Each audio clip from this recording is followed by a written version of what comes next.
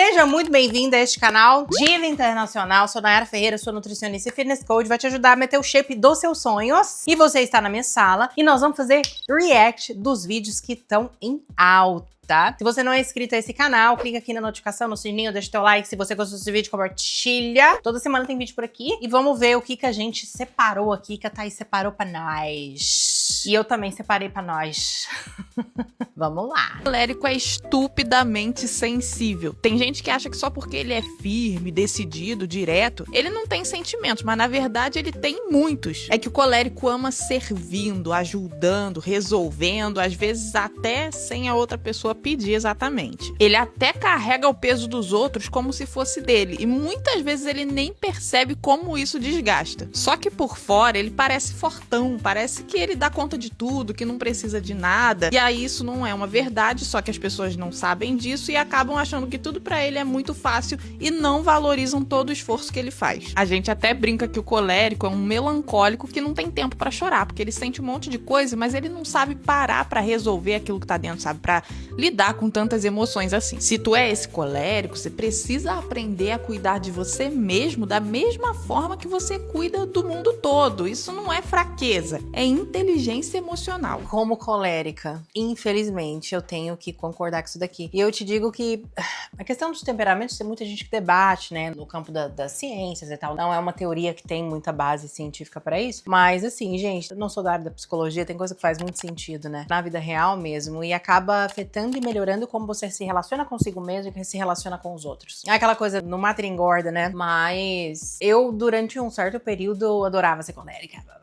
Hoje eu tenho me questionado. E confesso que eu acho que tem hora que eu até cometo uns pecados, assim, de... Deus não erra, né? Tenho certeza que o temperamento de cada pessoa foi muito bem desenhado pelo pai. Mas tem muito contra em ter essa personalidade mais agressiva, que vai pra cima, que a gente não tem dificuldade em fazer muita coisa. Eu acho que aí é o ponto, porque você acaba exagerando muito, e indo muito, e fazendo muito, e muito, e muito, e chega uma hora que dá uma riada, dá uma cansada desse muito, sabe? Na hora que eu olho assim pro meu marido, penso, o melhor temperamento do mundo é o fleumático. Enfim, reflexões. Como ter forças para ir treinar todo dia? Não vai ter força. Nós somos franguinhas orgânicas, criadas livres, sem hormônio. Nós não vamos ter força, a gente vai ter que ir fraquinha, mirrada mesmo, treinar. Tá bom? Não espere força, vá fraca. Você é fraca. Você é fraca! Muito bom, muito bom. Gente, eu acho que você encarar a vida na realidade nua e crua como ela é uma das melhores coisas, tá? Pra você fazer coisas fáceis, coisas difíceis, pra você enfrentar dificuldade, bosta da vida, com uma pitada de humor, com mais leveza. Eu não sei até que ponto isso seja deletério, mas assim, eu costumo tirar sarro e piada das dificuldades e dos problemas, porque, pô, desculpa pelo palavrão, mas pelo menos tem que prestar pra alguma coisa que seja pra me fazer rir, sabe? Enfim, e é isso, tá? Somos franguinhas, vai, calça o tênis, vai embora, dá o que você consegue integrar e tem que ser, gente, não tem, ai, é motivação, ai, por quê? Não, vem pra realidade, tá? Treinar uma bosta, você não tá indo pro spa, você tá indo pra lá pra sair de lá peidada da vida mesmo, pistola, e é isso. O benefício é depois. Ele vem construído ao longo de tempo, tá? Constante, também não vem da noite pro dia também, quem dera se fosse. Quem dera, fui pra treinar e amanhã tô bem. Não é assim também, não. Então, quanto mais a gente vir pra realidade, mais fácil a gente consegue executar aquilo que a gente entende que a gente precisa. Quando descobri que 80% do shape depende da dieta... É uma desgraça, é problema o tempo todo, não tenho paz para absolutamente nada, não posso mais tomar um caldo de cana na rua, comer um pastel. Ó, quando a gente tá falando de emagrecimento, tá? Mas se a gente tá falando em meter o shape, em ter um físico definido, bunda lá em cima, pernão, não é a dieta, não. O que vai moldar o seu corpo é o treino, não é a dieta. Você pode ser 100% na dieta. Se você chegar na academia e fazer um treino fofo, se o teu treino tiver a intensidade ruim, não vai pra frente, gata. Não vai pra frente, vai no máximo emagrecer. Mas ficar definida, com um físico esculpido, aquela pessoa que você olha e você fala, pô, essa pessoa treina, essa pessoa é forte, é o treino, ok? Não é a dieta, mas emagrecimento sim. pra reduzir essa capa de gordura, até pra mostrar essa musculatura que tá sendo construída, né? Precisa de emagrecimento pra isso. Aí sim a gente entra com a dieta, isso não quer dizer que o treino não seja importante. Mas pra moldar e pra desenhar o teu corpo, é o treino. Eu quero ser tão gostosa que as pessoas duvidem do meu QI. Que elas olhem pra mim e pensem, essa daí não tem como ser inteligente também. Gostosa desse jeito? Não tem como, porque o músculo já tomou conta do cérebro. Tem músculo até no cérebro. Quero que elas olhem pra mim e pensem, essa daí também se passa na academia, não precisa tanto. Não deve pensar em outra coisa. Quero cada coxa com CPF próprio. Excelente, excelente. Nuno Cobra, coach do Ayrton Senna. Ele falava que o músculo é o primo, né? É a expressão física do cérebro. Essa coisa do mito, esse mito de que gente que é fitness, que tá na academia, que é burra, é uma extrema estupidez. Porque até do ponto de vista da fisiologia, se a pessoa ela tá bem fisicamente, ela performa melhor no cognitivo, na saúde emocional no geral, né? O cérebro dela é mais saudável. Enfim, é só essas crenças limitantes que se perpetuam porque é muito confortável, né? Você tá desse tamanho, o tamanho do caminhão Scania, e falar, não, pelo menos eu não sou burra, como se isso fosse algo superior. E isso pra tentar diminuir as outras pessoas frente àquela deficiência, aquele leque que você tá com relação à sua saúde e seu fitness. A verdade é que isso não muda a tua realidade e não te exclui de lidar com as consequências. Então, boa. Bora treinar pro povo olhar pra gente e falar assim, nossa, deve ser burro. E a hora que a gente abre a boca, as pessoas ficam... Principalmente quando a gente é bilíngue, hein? Ou poliglota. Hoje eu pensei em faltar na academia, mas aí eu me lembrei quantas pessoas eu tenho que humilhar e ser mais gostosa. Eu tenho que ser mais gostosa que meus amigos, meus inimigos, gente na fila do mercado. A senhorinha que pergunta pra minha mãe como tá a filhinha, pra minha mãe responder, uma cavala. Eu tenho que ser mais gostosa que todos. Muito bom, esse vídeo tá com muita inspiração, hein?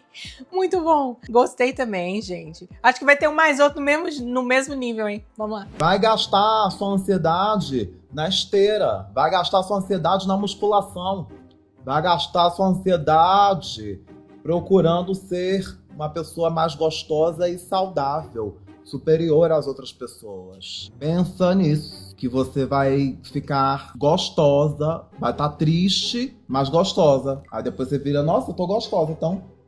Aí você fica até feliz. Felicidade por ser gostosa. Procure ser gostosa. Nem tanto saudável. Não precisa ser saudável, não. Pode até tomar uma...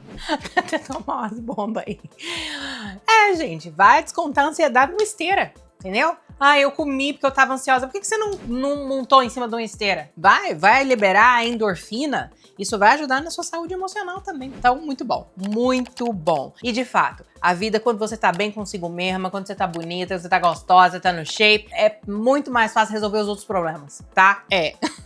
Eu enjoei do pão com ovo no café da manhã e esse pão com queijo tem sido minha salvação. Fora que é uma das receitas mais simples e rápidas que eu já fiz. Vem comigo aprender. Gente, é tão fácil que eu fico até assim de ensinar, mas vem cá. Você vai pegar 2 fatias de pão, eu gosto de usar esse aí que é do pão mais gordinho. Coloca 30 gramas de creme de ricota, eu coloco 15 em cada fatia e espalha. Agora rala o queijo por cima, eu gosto de usar o queijo Minas Light, que é o que tá na minha dieta. Coloco 25 gramas em cada fatia e depois espalho bem. Como esse queijo ele é um pouco sem gosto, eu coloco também uma pitadinha de sal e faz toda a diferença. Agora é só levar pra airfry a 200 graus por 6 ou 7 minutos ou até dourar e tá pronto. Eu adoro essa opção tanto pro café da manhã, mas no lanche também. Então vamos lá, calculei aqui pra te falar exatamente, tá? As calorias do que eu estimei aqui pelo que eu vi no vídeo, elas são bem similares, tá? Então entre 400 e 414 quilocalorias entre ambas as opções. Só que tem um detalhe, quando você consome 2 ovos, você vai ter um maior volume, mais alimento para ser digerido ali no teu trato gastrointestinal. Isso vai prolongar a tua saciedade, porque a saciedade, ela não só provém ali da qualidade daquela dieta, de proteína, a gente fala muito disso, de fibra, mas de volume alimentar, né? Do tipo do alimento também, como aquele alimento está, o estado dele. Então, por exemplo, se você toma uma vitamina, aquilo tem uma digestibilidade muito mais rápida, ou seja, você terá menor saciedade tomando uma vitamina do que se você comesse um prato de comida. Então, nessa ocasião aqui, se é uma pessoa, por exemplo, como eu, que tem uma fome absurda, que dá 3 horas e fala, meu Deus, eu quero comer, cara, eu não optaria por isso daqui, que eu ia comer esses 2 pães com essas 50 gramas de queijo light e daqui 1h30 eu estaria com fome. Enquanto se eu comesse 2 ovos com a mesma fatia do pão, eu ficaria saciada por mais tempo. Então, o sucesso da dieta, ele não vem só por uma questão de manejo calórico de macros, mas de uma estratégia inteligente para que corrobore com a aderência do indivíduo dentro dentro da dieta. De nada adianta tu ter a melhor estratégia se tu não faz por tempo significativo, tá? Eu perdi 10 quilos em um mês quando eu comecei meu processo de emagrecimento e isso foi a chave pra perder 26 quilos. Eu era totalmente sedentária, então... Gente, eu acho muito engraçado, né? Tá vendo a marquinha de biquíni dela aqui? Quando eu trabalhava na academia, aqui, tinha uma menina que trabalhava com a gente, ela era canadense. E eu acho que um dia ela viu alguém brasileiro, não sei o que eles chamam aqui de tan lines. E aí ela veio e perguntou pra mim, ela falou assim, Nayara, você que é brasileira, me fala, o que é isso daqui? aí eu, marquinha de biquíni, né? O que tem? Aí ela, Como assim, vocês usam isso daqui assim na rua? Vocês fazem isso? como se fosse, assim, um absurdo, ridículo, horrível. Enfim, gente, cultura é cultura, né? Mas eles acham uma coisa, tipo assim, como assim você tá tendo marquinha de biquíni? Não obstante, a galera faz topless, né? Enfim, mas cada louco sua loucura. Então a única coisa que eu foquei foi no déficit calórico, que é comer menos calorias que o corpo gasta. Logo na primeira semana eu estabeleci que eu iria fazer tudo certinho, ou seja, eu iria seguir as minhas calorias diárias e não iria comer nada além da minha dieta. Ou seja, durante uma semana eu consegui ser honesta comigo mesma e daí eu já eliminei 2,5 kg. E a melhor parte quanto ao déficit calórico pra mim, sem dúvidas, é que eu nunca precisei me privar quanto a nada. Não tinha aquela complexidade de, por exemplo, não poder consumir o açúcar ou então não poder consumir pães, massas, enfim, no geral. Porque desde que eu mantesse as minhas calorias diárias tranquilamente no meu café da manhã, eu poderia comer uns sucrilhos, por exemplo. E eu era, inclusive, sempre fui uma pessoa totalmente sedentária. Então, gente, dá pra adicionar os sucrilhos, por exemplo, como ela fala. Inclusive, esse é o conceito da dieta flexível. Eu trabalho isso com os meus clientes, eu ensino isso a elas. Mas a base, a qualidade nutricional, ela precisa estar presente. Não é porque você vai fechar suas calorias e os seus macros e 50% dessas calorias vão ser de produto industrializado de açúcar. Não dá pra ser assim. É 15%, 10% desse valor calórico. Quando a gente tá em emagrecimento, como a gente tem menos calorias, menos macros, consequentemente, a gente tem uma menor flexibilidade de encaixar esses produtos industrializados, mais açucarados, mais processados, que são mais gostosos, geralmente, dentro da dieta, pela limitação e restrição calórica, porque você quer emagrecer, caramba, entende? Então não é assim, Contanto que eu bata minhas calorias, eu posso comer um bowl de sucrilhos. um bowl de sucrilhos, às vezes vai ter ali 50 gramas de carboidrato, dentro de uma estrutura ali, às vezes pra você emagrecer, uma mulher de 70, 65 quilos, que tá um pouco acima do peso, ela vai ter o quê? Ali às vezes 120 gramas de carboidrato no dia, 100. Então só naquele bowl de sucrilhos já foi a metade. E as frutas? E os legumes e as verduras? Aí enche a dieta de pão, farinha, doce, sucrilho e chocolate, o caramba. E aí não come fruta porque estourou os macros. Não come legume e verdura. Não come cereal, não come vegetal, não come tubérculo, vegetal, enfim. Não come tubérculo, não come uma batata. Por quê? Porque não tem macro. Então não dá pra ser assim. O que eu gosto de bater como regrinha, tá? 300 gramas de legumes espalhados aí ao longo do dia, 200 gramas de fruta. Tem que ter fontes naturais de cereais, tem que ter uma aveia, vai ter um farelo de aveia, vai ter um arroz, uma batata, tem que ter comida de verdade. Os outros 15% pode ser ali toda besteirinha, não tem problema. Mas comida foi feita para nutrir, não é só um jogo matemático. Até porque a qualidade nutricional vai influenciar a sua saúde, a absorção de micronutrientes, não é só macro, é micro também, e a expressão hormonal. Como que o impacto daquela comida, daquela refeição causa nos teus hormônios, aquilo também influencia na melhora ou piora, né, enfim, da tua composição corporal. Então não é só número, tá? Precisa de qualidade nutricional. Essa é a base da dieta. Foi para isso que Deus fez comida, para nutrir a gente. Então quando eu descobri que eu conseguiria perder peso sem precisar fazer atividade física, a minha mente simplesmente fez assim, ó, bum! Nossa, que bosta é essa, gente? Como assim? Eu era sedentária e aí eu descobri que eu poderia emagrecer sem fazer atividade física e eu achei isso o máximo. Jovem, né? Todo mundo já foi jovem na vida.